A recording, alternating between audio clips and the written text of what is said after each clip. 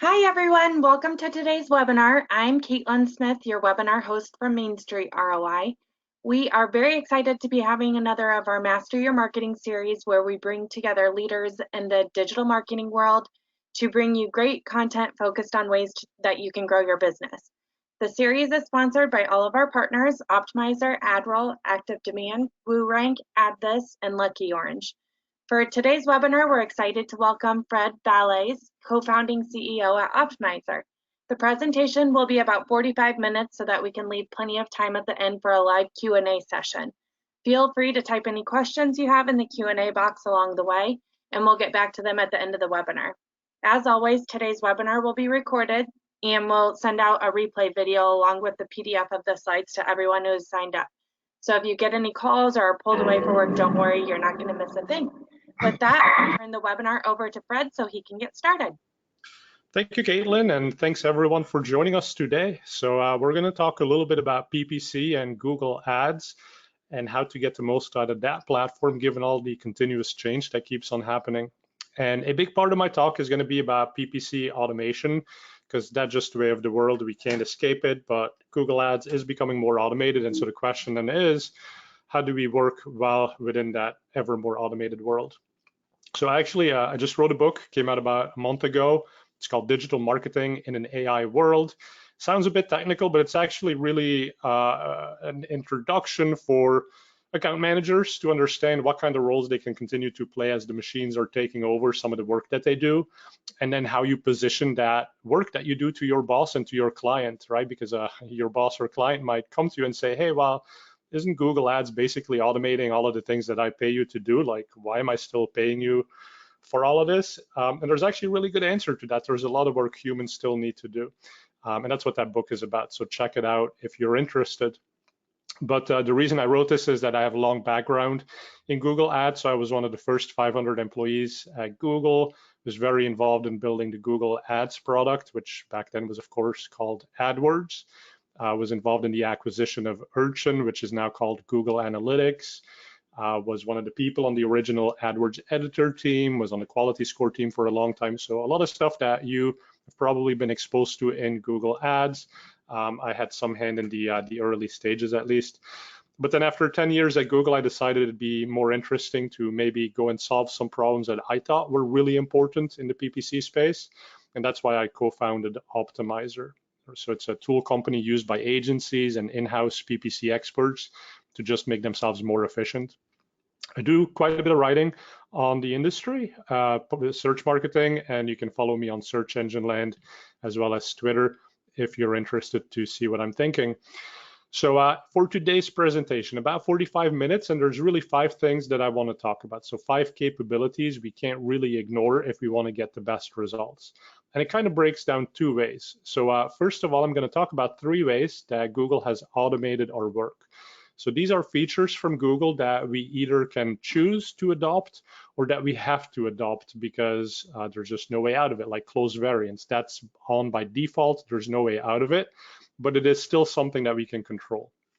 Then in the next one, we'll talk about one thing that we need to get right when we rely on ever more automated systems like what Google Ads is providing us. So I'll talk about picking the right attribution model so that you set yourself up for success.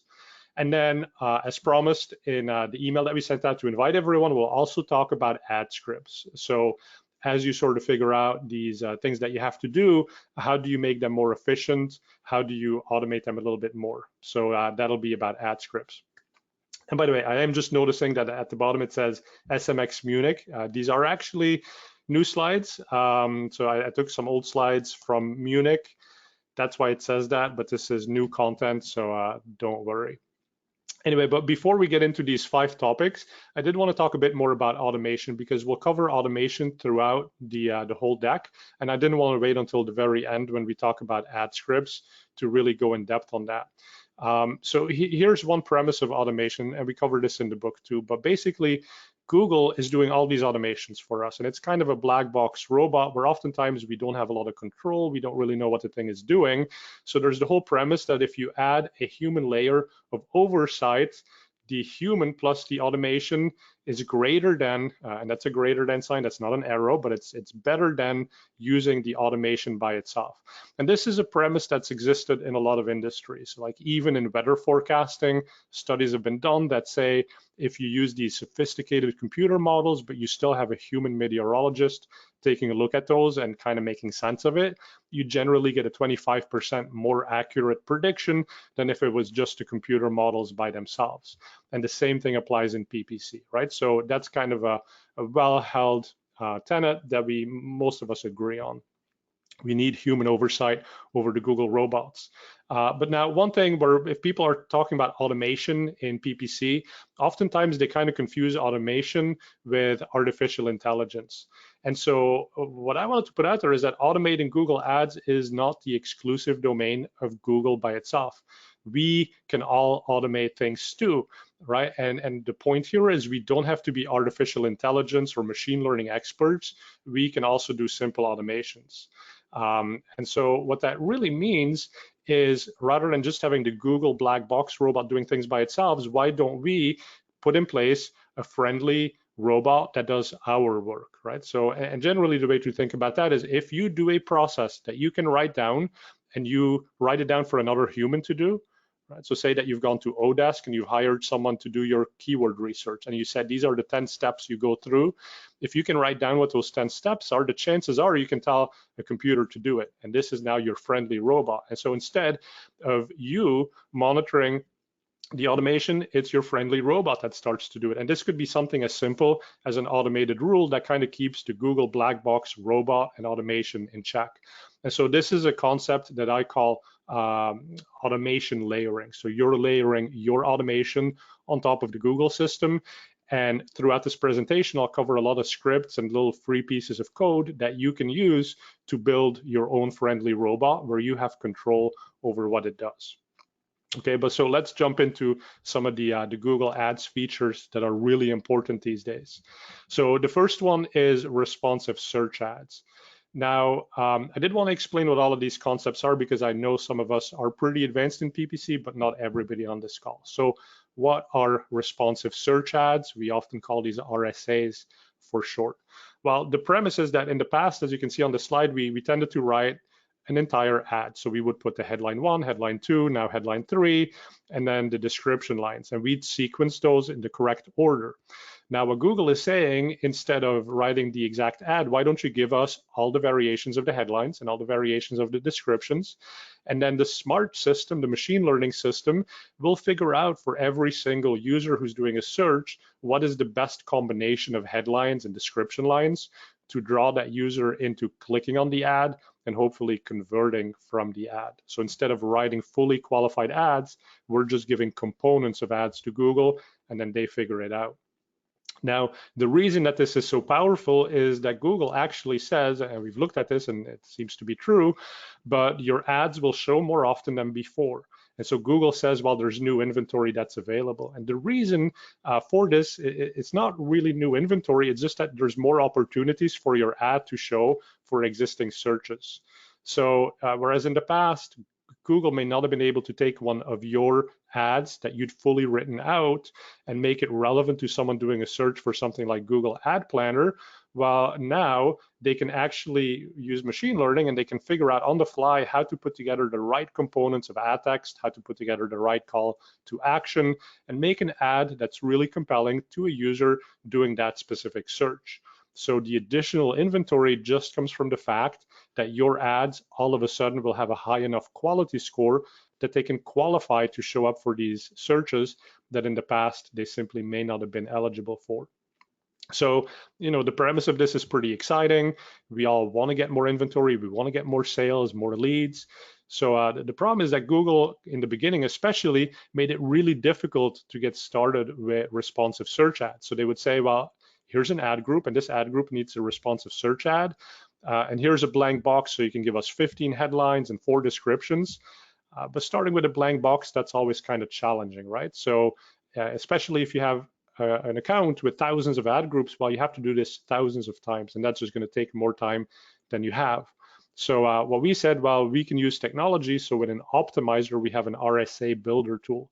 And what we do is we take your existing handwritten ads, and we chunk them out into their components. So we say these are the headlines you've used, and that's basically what we pre-populate. We fill that in to fill in the blanks for Google, and that's a really good starting point for a responsive search ad, right? So it gets responsive search ads up and running in seconds as opposed to many, many hours, so you can scale it across your whole account. Now, I do a lot of scripts. So for any of you who've read my stuff on Search Engine Land, I put a lot of free AdWords scripts out there. And here's one that might be particularly useful when it comes to writing responsive search ads. So this one finds your best ad text components. So you can grab the code and the methodology from that link that's right there at the bottom. But what it does is it generates a spreadsheet with historical data for all the variations of ad text that you've run. So for example, as you see on this slide, it says we've run different variations of headlines, and here were the stats for those and how many impressions we got and what kind of CTRs we got. So now you can say, oh, well, it looks like maybe there's a particular headline that really resonates with the audience. It has a really good CTR or conversion rate. Like you see, they're optimized or developed by experts. There's not a ton of data behind that one, but it seems to have a pretty good CTR when it is actually shown. So that might be a really good one to put in as a responsive search ad. So that's going to help you getting up and running with that. Now, some tips about responsive search ads. So do use a lot of variations. Try to maximize it, right? Google gives you the ability to put in a lot of variations. Use all that space that you have. And then think of each part as a standalone. So obviously you no longer can say that headline 1 will be followed by a specific headline 2. So you should make sure that each of the headline components stands by itself. And then also mix up the headline lengths and the description lengths, because Google has a different amount of space depending on the type of device the ad is being shown on. And if you're only giving it really long headlines, it may not be able to put a number of headlines together, right? So kind of play around with the length of the different ad components you give. And you're able to use DKI. DKI stands for dynamic keyword insertion. So use it once, but don't overuse it, because obviously then all of the ads are going to start looking the same. Don't pin if you don't legally have to. Pinning means that you can actually specify a specific piece of text to always show up in a specific location of the ad. If you put that into play, it means that the machine learning system doesn't have as much flexibility to experiment with different things to do. So generally, it's recommended you only do this if you're legally required to. So for pharmaceutical companies, they have to say certain things in the ad text, in a specific portion of the ad text. So that's when you would use pinning. Otherwise, if you want the machine to be able to learn, just let the machine go at it. Don't use multiple RSAs, right? So put everything into a single RSA per ad group. Don't repeat the same text in every headline. And this also doesn't work with ad customizers. Now, kind of a more broad tip here is that this is a machine learning system. So if you don't give it really good things to experiment with, it is not going to be able to do a good job for you, right? So machine learning still depends on learning from what you give it, what you tell it. So if you give it 15 horrendous headlines, you're not really going to get more results. You really have to think about what are the headlines that we provide that actually really resonate, maybe based on calls to actions that we've seen have worked for us well in the past. And that's where my script that I showed on the last page could be really helpful.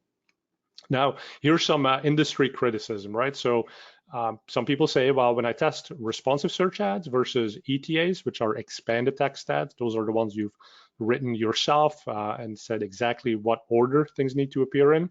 It seems that RSAs typically have a worse conversion rate. So should I just delete them and only run expanded text ads? And the answer is maybe, but not definitely.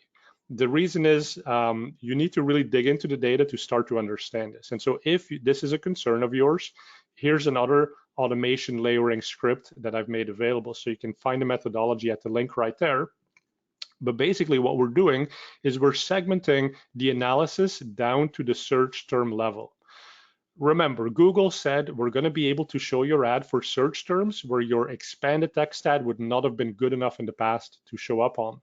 So let's prove that, okay? So this script does exactly that. So if you look at that first line, it's highlighted in blue. Every line that I've highlighted in blue is a search term for which only a responsive search ad has gotten impressions. So these are scenarios where you can imagine if you didn't have responsive search ads, you wouldn't have qualified for any of these impressions. And so these impressions, you got to evaluate completely independently of expanded text ads, because this is all incremental traffic. And yes, maybe it has a worse conversion rate than your ad group typically has, but these are still new conversions. These are conversions you wouldn't even have had access to if it wasn't for the responsive search ad. Now, I've also highlighted those last two lines in green. This is a scenario when both an expanded and a responsive ad runs for the same search term, the same thing that the user is searching. This is a good time when you should evaluate that maybe, yes, the expanded text ad is performing much better than the responsive search ad.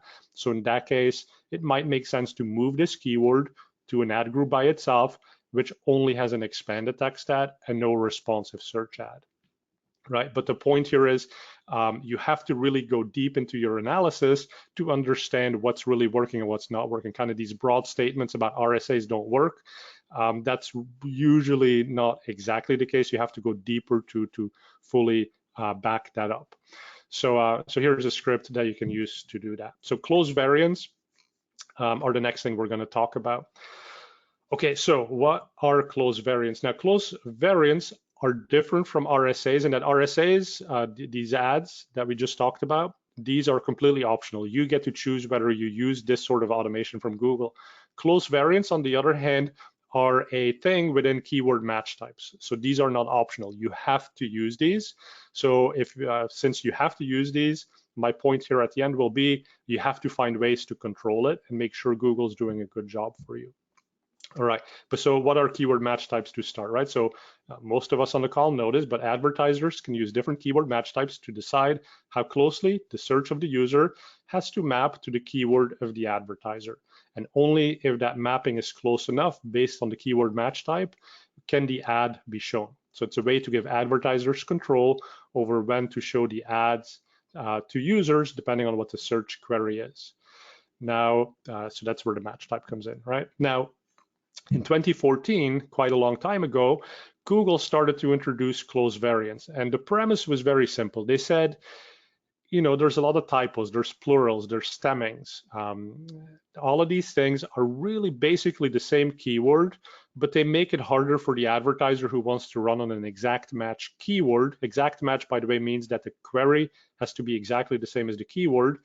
But say that you're advertising Britney Spears posters, okay? So Britney Spears can actually be misspelled 497 ways.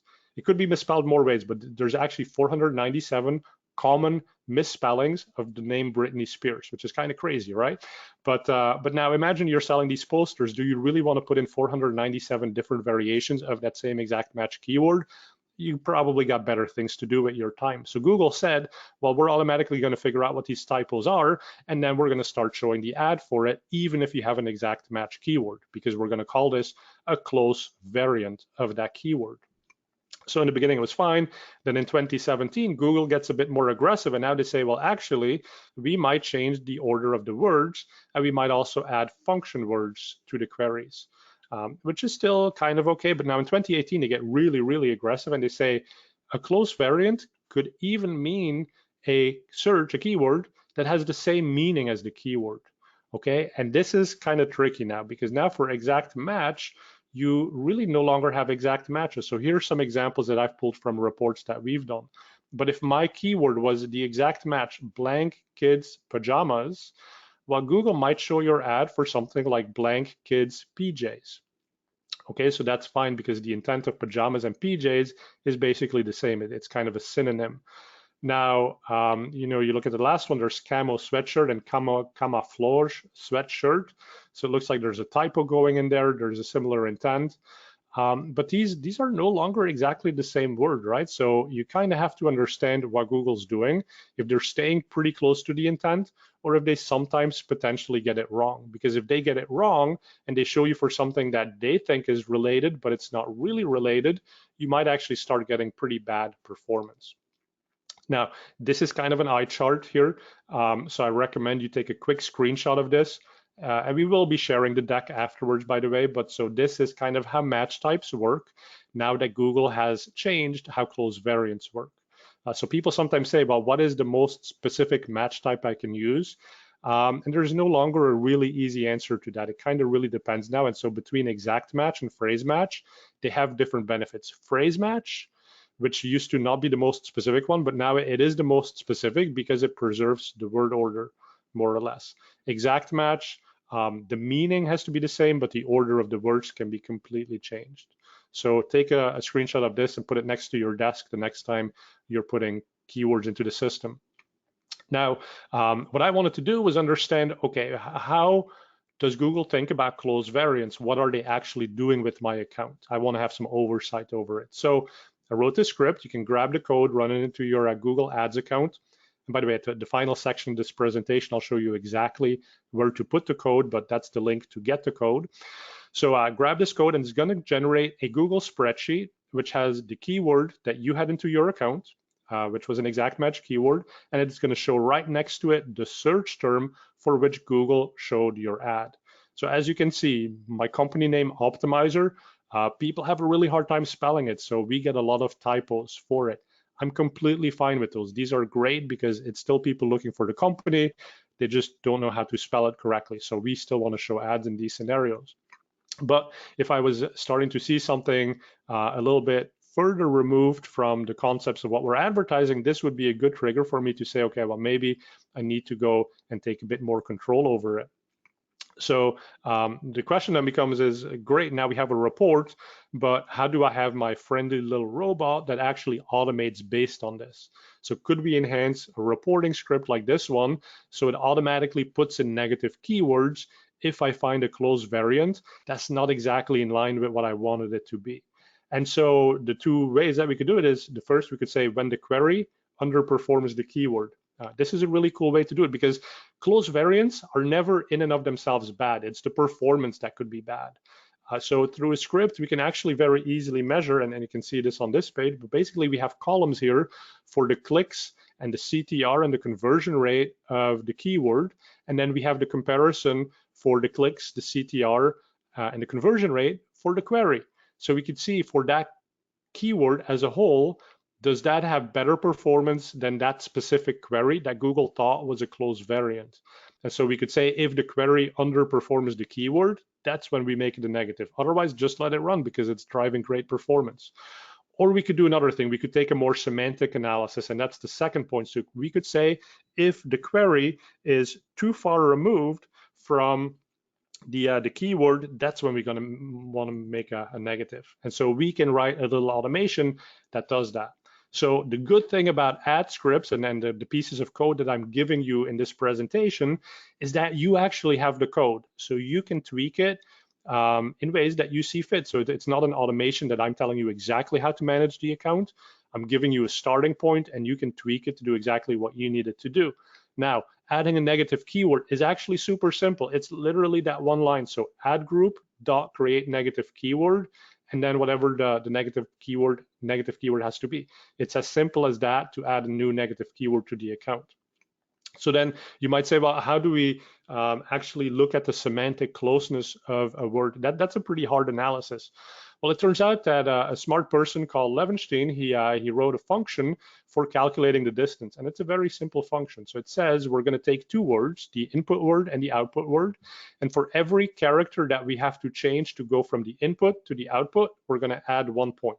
So if a letter is changed, deleted, or added, we add 1 point. So how does that work? So we had the example in the beginning of kids' pajamas. So we start at pajamas and we're going to go to PJs. So we add 1 point for every letter that's being changed or dropped, and we end up with a score of 4. So this has a Levenstein distance of 4. So now you can do an analysis and you can automate this in a script that says just count up the number of changes we had to do using that formula. And then if that number is greater than 5, maybe we automatically add it as a negative keyword because we understand that there's kind of a semantic difference between what my word was and what Google considered to be the close variant. So that's close variant. So this is something you have no choice about opting out from. So that's why I'm advocating to at least take a look at it, understand how it works on your account, and eliminate the badly performing variations of that. Now let's talk about smart bidding. Smart bidding, this is automated bidding from Google. So this is something that, again, is optional. You don't have to use it. But by the way, if you turn on a new campaign in Google nowadays, they by default will use automated bidding. It's really hard to actually set a campaign to manual bidding at this point. But smart bidding, what is it? Well, Google has 4 options for smart bidding. You can ask to hit a target CPA, a target return on ad spend, ROAS. You can do enhanced CPC, or you can do maximize conversions. Google is coming out with a new one, which is called maximize conversion value. So that's going to be the 5th one on that list. Now, there's other types of quote unquote automated bidding that Google does, but I would put those in the bucket of vanity bidding, brand-based bidding. So things like maximizing clicks, hitting a target location on the search page, like always being at the top of the page. Target outrank, which is about outranking a specific competitor. So I want my ad to always be ahead of the ad that Amazon's placing on the same searches. Or you can hit a target impression share. So these on the left are much more brand focused. The ones on the right tend to be very conversions focused and ROAS focused. So these are called smart bidding. These are the ones that we recommend if you have conversion tracking set up correctly. By the way, a little sidetrack here, but maximize clicks. I see a lot of advertisers using that because they don't do conversion tracking, but they actually do have a goal of selling stuff or getting new leads. I find this really tricky, really risky, I should say, because think about how you maximize clicks for a given budget. Well, to get the most clicks for a set budget, you buy the cheapest possible clicks. Now, guess what? All of your competitors are using conversion tracking, so they understand what are the good searches and the bad searches. And the bad searches, those are the ones they're not spending a lot of money on. So those are the ones that end up being cheap. That's exactly what Google's going to buy for you if you're not doing conversion tracking. So yeah, you'll get a lot of clicks, but you might get very few conversions because the clicks might not be of the highest quality. So be very careful when you put something in place like maximize clicks, when in fact you really wanted to drive conversions and sales. In that case, you really should have been trying to use smart bidding. Now, automated bidding from Google is very powerful. So when I think about my company Optimizer, we're not trying to build a better bid management system, because Google ultimately has the ability to look at all of these pieces of data, like what's the operating system somebody's using, what browser are they on, what's the actual query, what type of device are they using, what location, and how does all of that impact the predicted conversion rate and the predicted value of each of those conversions. So Google has more data than anyone when it comes to that. Google is also the only company that can set the bids in real time based on the signals of every single auction. Every single auction, that means every single search. So every time a search is done, Google knows all of the conditions around it. They know stuff about that user, and they can use those signals in real time to set the absolute best bid. Now, where it gets interesting is you have business data and you have industry data, and it's not always a certainty that Google is using this. So say that you had a ski resort and you were trying to sell as many ski passes to that resort as possible. Well, you probably know that one of the factors that impacts how many people go and ski over the weekend is how much snow is on the mountain, right? So did we recently have a storm that dumped a lot of fresh powder on the mountain? And then is it actually going to be a nice and sunny weekend? If it's a nice and sunny weekend, you're going to get your more casual skiers out there. If it's still going to be like rough conditions, you might get your hardcore skiers out there. So you kind of know that on a weekend when the weather is going to be bad, you probably want to have different ad text running that speaks more to the hardcore skier. Whereas on a sunny weekend with fresh powder, you might talk more to the casual skier. So you know that these things impact your conversion rates. It impacts who comes and buys your lift tickets. And so is Google looking at that data? Is Google using that in their smart bidding to do the right thing? You don't know is the ultimate answer. Like they could, it might be that they do, but it's a black box. And so what I'm advocating is that you look at these factors that you know matter for your business and your industry, and you tie that into the smart bidding system from Google, right? So this is where automation layering comes in for smart bidding.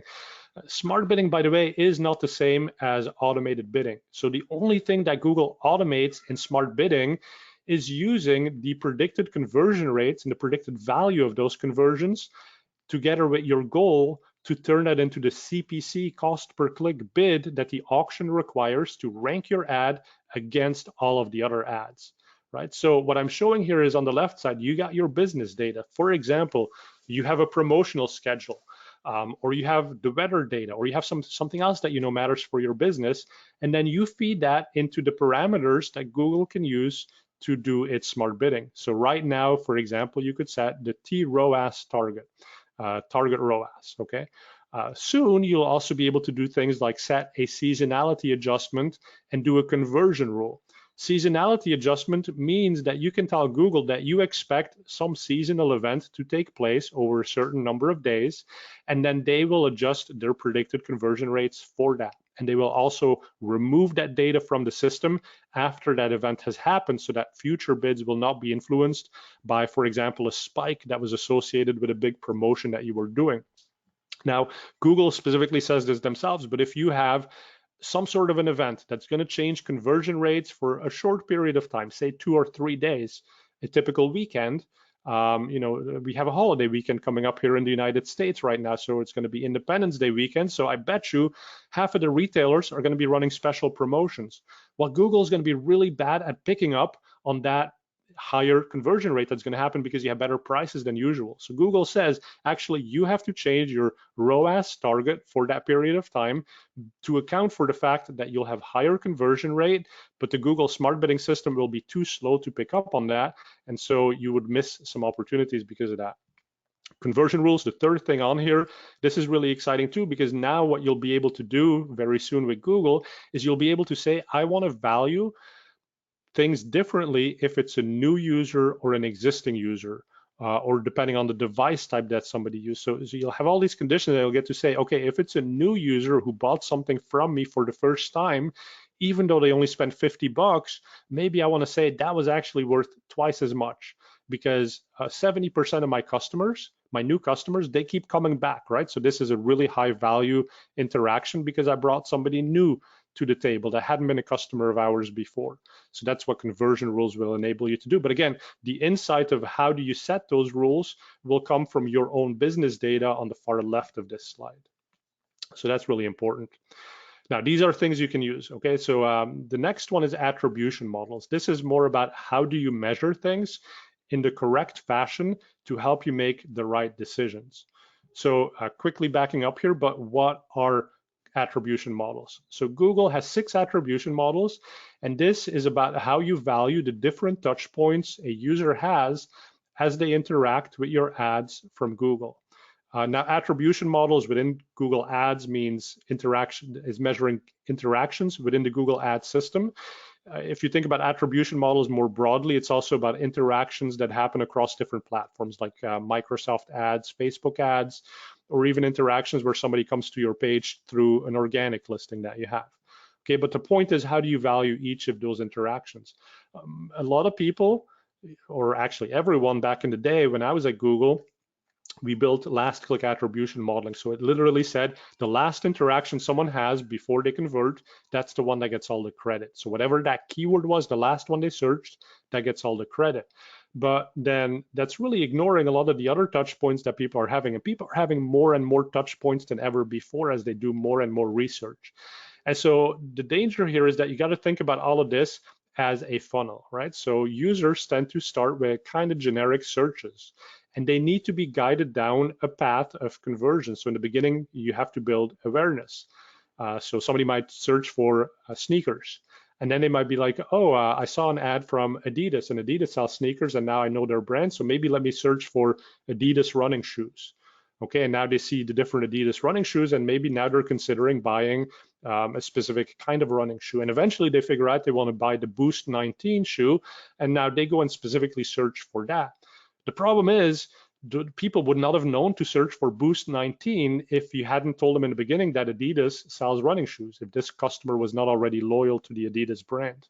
So you need to move people down this funnel, and if you don't assign a proper value to things, then you're only really valuing that last step of the funnel, and that's very risky because you'll stop bidding for the top of the funnel, and basically fewer customers will now be made aware of your brand, and so your funnel becomes smaller, and eventually what you end up doing in PPC is you're literally just buying the people who were already fairly well aware of your brand and knew how to do searches that were very specific, that typically have a last click attribution.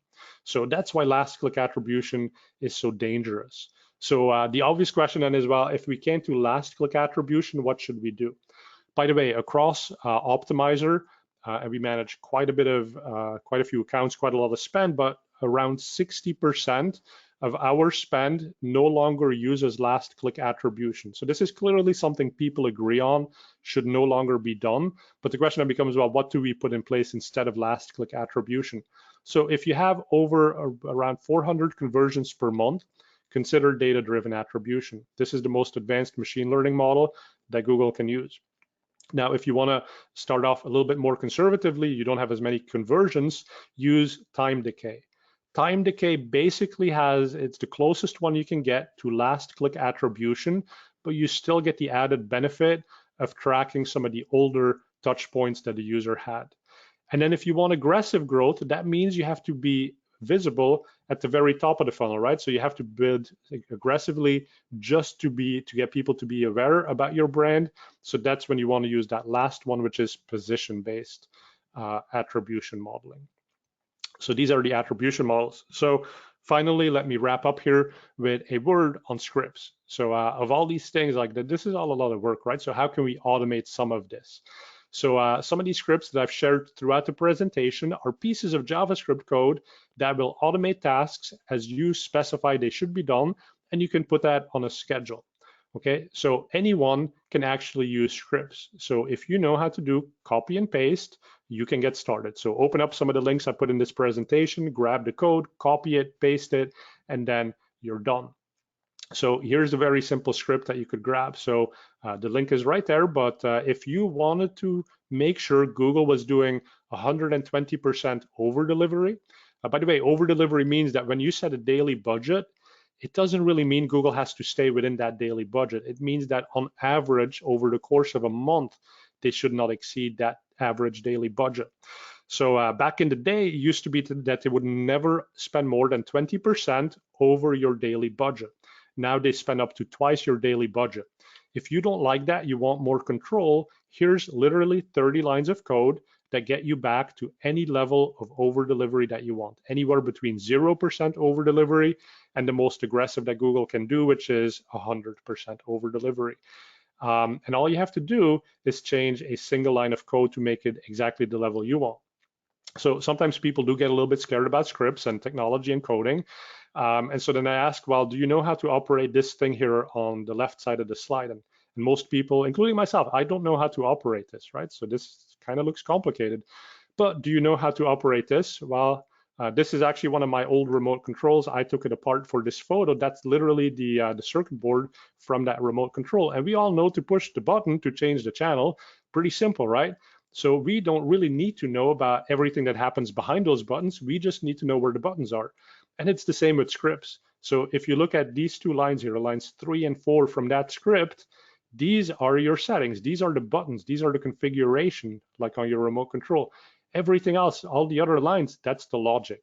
The logic is there for you to see. You can modify it if you want, if you know what you're doing. If you want to learn scripting, go and play with this. But if you don't want to deal with it, you just want to automate your account, then leave this stuff alone and just worry about the 2 lines of configuration, and it's going to do exactly what you need it to do.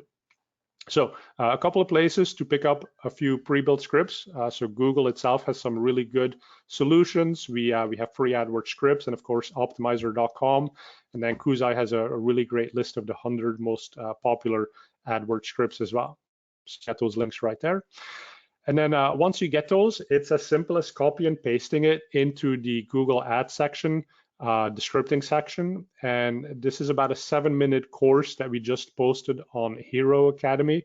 So if you just want a quick walkthrough of where you put the script, kind of some of the basic considerations to account for, it's an easy link right there, bit.ly/learn scripts, and you can go through that course right there. So with that, I want to thank everyone for sticking around and paying attention, and I would love to see what kind of questions we have. Awesome. Thank you for all that information. I'm going to get started here. The first question was, what bidding strategy is fine for a new campaign, a 15-day-old, 1-month, and 3-month-old campaign? Yeah, so it depends, right? If you look at some of the automated bidding from Google, they need historical conversion rate to be able to start with something.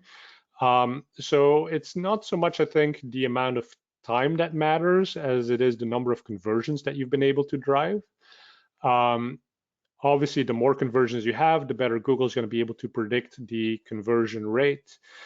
The one consideration as far as time goes is if you believe like there's an intra-week or intra-month seasonality effect, then you do want to use those longer date ranges, right? So simple example, in automotive dealerships, there is an effect that there's a different pattern of buying of new cars versus used cars throughout a typical month. And so to use data from less than 1 month would be a little tricky because you'd be missing out on that intra-month seasonality. Generally, I would say never use less than 7 days of conversion rate data before you start with automating some of those bids. Okay, awesome, thank you. Skip asked, does this script for close variance have to go in individual AdWords account, or can it go on MCC level and apply to each account? Yeah, that's a good question. So if I remember correctly, that specific script I wrote for individual accounts. It's actually not very difficult to turn that into an MCC script. It's usually about 5 lines of code that need to be changed. Google explains that pretty well, but you're welcome to email me and I can see if I can help you with that. And that's, by the way, one of the benefits for Optimizer users. So when we take a script and we put it into our system, you don't even have to deal with copying and pasting specific script and making changes inside the script itself or figuring out what works for MCC and doesn't. We kind of handle all of that transparently. So we give you a generic piece of code, you copy and paste into your account, and then we handle all of that on the back end for you. Okay, great. Chelsea asked, can you go over creating a sales funnel with Google Ads? You mentioned doing maximize for conversion, but what are your thoughts on maximizing for clicks, remarketing, and then maximizing that list for conversions? Yeah, I'm not sure I fully that seems like a pretty detailed question on a strategy. So I think there's an element of audiences in there that you're asking and how to string things together. So do reach out to me if you want to talk about this more. But I think the concept is like maximizing clicks. That could be a good way to build an audience, right? So you get as many people visiting your page as possible. You build an audience list from that. And then you do remarketing to that list of people who've been exposed to your cheap clicks.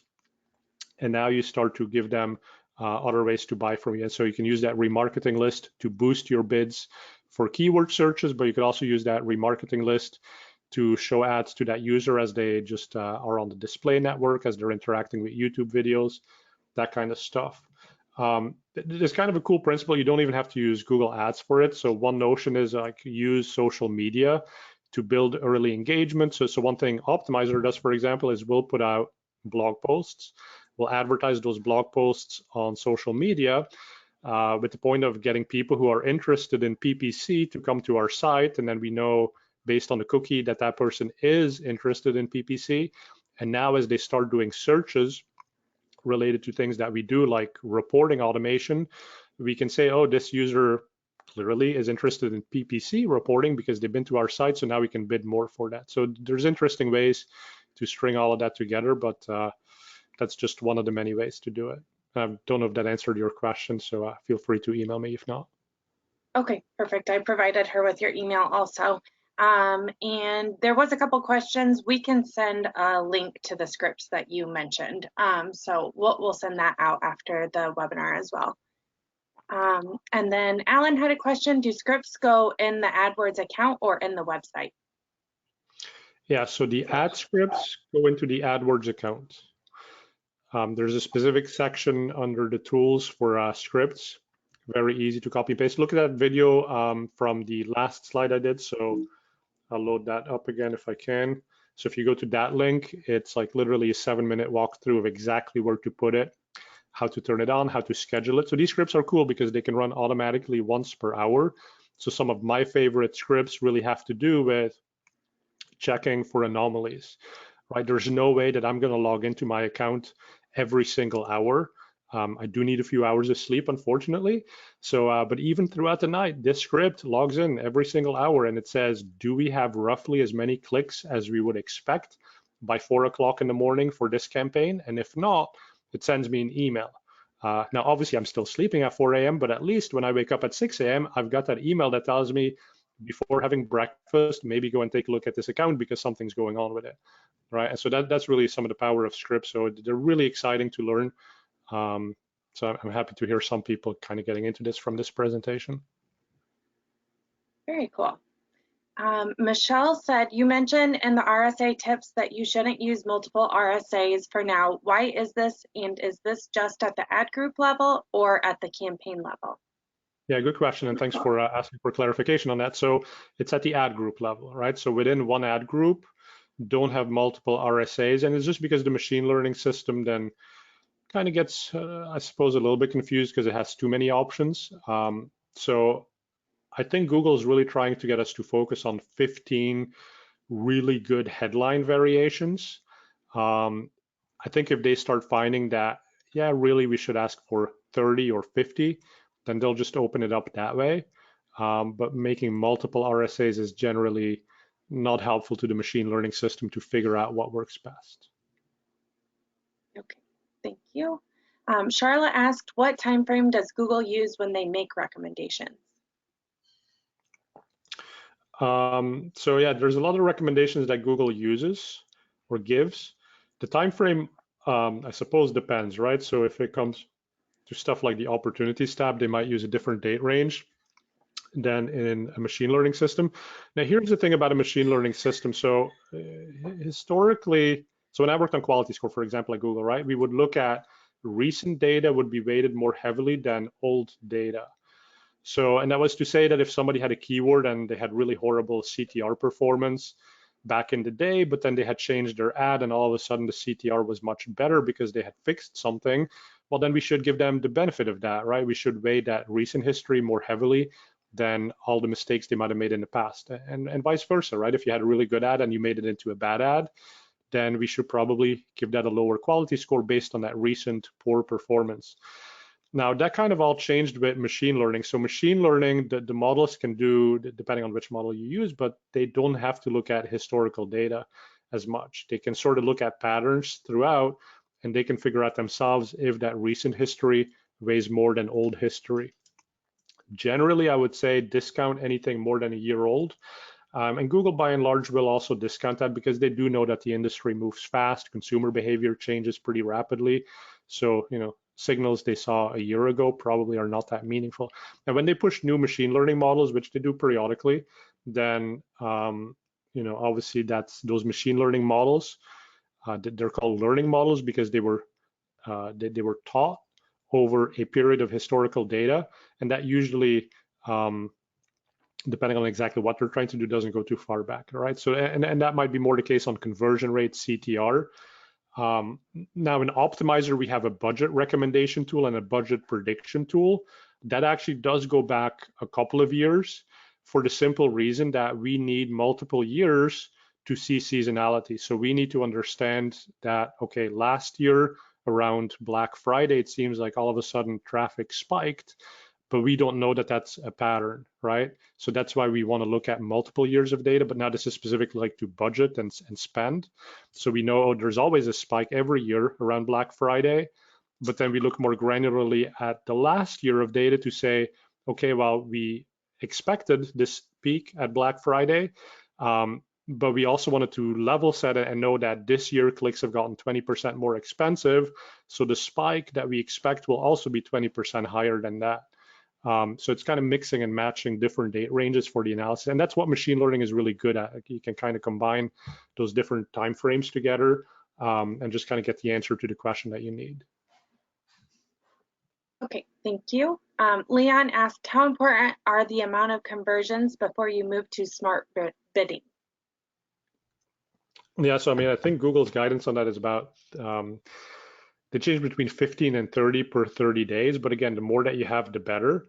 And so Google's kind of on a tear right now where they want you to combine as many data points together as possible. So rather than splitting up your account super granularly, like into single keyword ad groups. They would prefer that you keep multiple keywords per ad group. And the reason for that is then they kind of get more conversion data across entities that they can understand, and the machine learning system has an easier time with those groups. So it's more of a portfolio-based approach than a managing each item independently type of approach. Speaking of SCAGs, by the way, so I still believe in SCAGs. I believe a SCAG is a single keyword ad group, by the way. So it's taking some of your most popular high volume keywords and pulling those out into an ad group by itself, where you can write a really specific ad text that you know performs really well for that keyword. And so I think it makes sense to control, like in the Pareto principle, the 80-20 rule, right? Your 20% of keywords that drive 80% of your volume, you probably want to have a lot more control over those. You might want to break them out really granularly. And then obviously the long tail, the 80%, the remaining 80% that only drives 20% of the volume for you, that's the type of stuff you might want to hand over to the Google machine learning system and group less granularly and let automation figure out. Okay, there was a couple that asked what bidding strategy works best with e-commerce. Yeah, I mean, so e-commerce there's really only one answer to that right now. So smart bidding would be TROAS, target return on ad spend. You could also use target CPA, but obviously in e-commerce, you sell different values of baskets, different items, right? So to say that you are willing to spend $50 for a sale is probably not exactly true, because you don't want to spend $50 when you sell a $10 pair of socks, but you would want to be okay with spending $50 to sell a $30,000 car, right? So that's why ROAS comes into play, so that you would say, I want to have 2 times my return on ad spend. So, you know, if I'm selling a $30,000 car, I'm willing to spend far more than on selling a pair of $10 socks. Now, that's kind of the limitations of Google. So personally, I like doing bidding to profitability, but that requires pulling margin data into the system. And that's what Optimizer lets you do. So with Optimizer, you can give us your data set and say, for this product, this is the margin. For that product, we have a different margin. And then you can start combining that with the Google performance data, and you can set different ROAS targets that account for the different margin levels. And now you can actually bid to profitability, which is probably what most companies care about, more so than target return on ad spend. Okay, thank you. Nick asked, can you explain ad customizers? Yeah, sorry. So ad customizers are one of the more advanced concepts. So it started with ad param. So Google said advertisers keep on changing their ad text because the price of a product changes or the discount of something changes. So they said, let's allow the advertiser to write an ad text and have a little template component inside of the ad, just like dynamic keyword insertion. But instead of dynamic keyword insertion, let's do dynamic numerical insertion. So you could write an ad that said, you know, printers for sale starting from $49. Now, if next week you had a sale on printers and they started at 39, you could just change the value of 49 to 39, but the ad would stay the same. Now, they took that concept and they pushed it much further with what they call ad customizers. So now you can give Google your business data, and this can be numerical values like the price, the discount, but it could also be insertion words that you do, right? Like maybe in different locations, you have different types of printers that are really popular. So say that in Europe, maybe people really like HP printers, but in the United States, you know, people tend to prefer Canon printers. So now you can give business data to Google, and you can write these conditions that say, oh, if the user is based in Europe, then insert this brand name. Whereas if the user is based in the US, insert Canon as the brand name. And so these are called ad customizers. So you give Google a big spreadsheet with all your business data, and then you can parameterize, templatize the ad to really be dependent on who the user is, depending on what the product is that's being inserted. It's pretty complicated. Optimizer actually just came out with what we call the campaign automator, which is sort of an easier way to achieve the same thing that ad customizers do. And it's going from all of your structured data, which could be product data, for example, and then you can just give us a template and say, okay, this is how the ads and keywords and campaigns need to be written based on whatever's in stock. And then we just handle it. So every time a new product comes into inventory, we would know to make a new campaign for that, for example, and fully automate that. Okay, thank you. It looks like we probably have time for a couple more questions. Jessica asked, how does machine learning look at maximized conversions versus target CPA? Do you have to have so many conversions per month to use one over the other? No, I think they have the same requirements, but don't quote me on that. I'd have to double check the help materials. Now, the thing is maximize conversion. So if you have an unrestricted budget, right? So you have a really high budget set for a campaign, and then you tell Google to do maximize conversions, that can be a little bit risky, because so Google is going to buy all of the conversions that you typically would have gotten. And let me give an example, right? So say that you have a $10,000 budget for the month, and Google can buy a whole bunch of conversions they typically would have bought for about $9,000. Okay, so now there's $1,000 left. Say the first $9,000 worth of spend came at an average cost per acquisition of $100 for every sale. Now they say, well, there's still $1,000 left in the budget. Typically, we wouldn't have bought these additional keywords, but here's a little bit of additional volume, and your conversions are going to cost $300 each. So 3 times as much as what typically would have come in. Now that's okay, because you've told Google maximize my conversions and you have the budget, right? So they don't care that these new conversions, these additional incremental conversions, are really expensive, right? So in that scenario, maximize conversions with an unlimited budget or a really high budget that you've not been fully spending is a bit risky if you care about the average cost per conversion. If you truly don't care about the cost per conversion, you want to maximize it, then that's a great strategy. Otherwise, I would look more at target cost per acquisition as a slightly safer strategy. Okay, awesome, thank you. And last question, is it possible to put scripts in the MCC Manager so it can be used for every account we manage? Yes, so that's one of the beauties of scripts, and the optimizer scripts that we have, those can be put automatically into the MCC. Some of the scripts I've written for search engine land, there are sometimes variations, one for the MCC, one for the individual account. But yeah, that's the beauty of scripts. One little caveat, this is a Google limitation, but a script can only run for 50 accounts at the same time. So if your MCC has fewer than 50 accounts, great, every single hour it can run on all 50 of them. If you have more than that, we need to do special tricks in the code to remember which accounts we actually worked on and which ones we need to work on the next hour. And again, that's something Optimizer takes care of. I've also shared the code on freeadwordscripts.com that explains how to do it. So it kind of depends how technical you want to get, if you want to implement this yourself or not. But yes, absolutely, you can put scripts in MCCs. Awesome. Well, thank you. And I know there were probably a couple of questions left unanswered, so you can always send any questions to frederick@optimizer.com. Or if you have any questions for Main Street ROI, support@mainstreetroi.com works too.